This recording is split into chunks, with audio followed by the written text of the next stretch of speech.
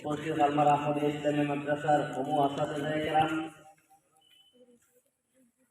সম্মানীয় উলামায়ে কেৰাম, বয়োজ্যেষ্ঠ মুৰব্বীসকল, উপস্থিত থকা মাদ্ৰাসাৰ স্নেহৰ ছাত্ৰ ভাইসকল, উপস্থিত যুৱ বন্ধুসকল, আজি আমি প্ৰায় 200টা বছৰ দাসত্বৰ অন্ত পেলাই যেতিয়া 1947 চনৰ আজি 15 আগষ্ট তাৰিখে ভাৰতবৰ্ষ স্বাধীন হৈছিল।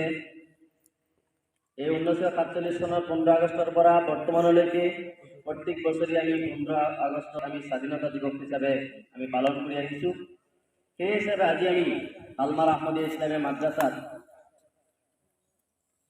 76তম স্বাধীনতা দিৱস আমি পালন কৰিব গৈ আছোঁ।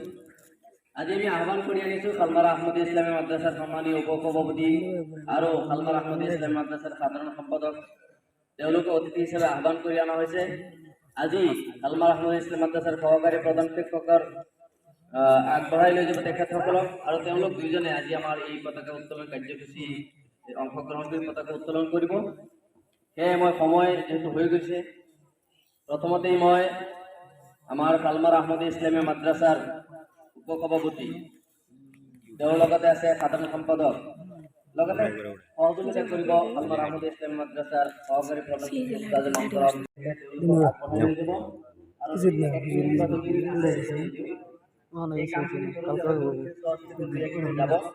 ইয়াৰ পিছত পতাকা উত্তোলন লগে আমাৰ মুফতি সাহেবে যে তাৰানাই হিন্দী যে তাৰানা আছে, এই তাৰানা গাইতে আমি লগে গাম।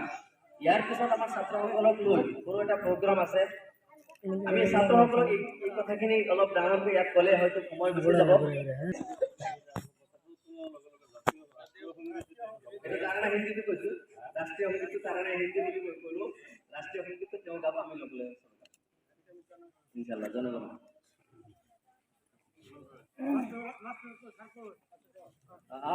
আমাৰ কাৰ্যালয় সম্পাদক মাস্টাৰ সাহেব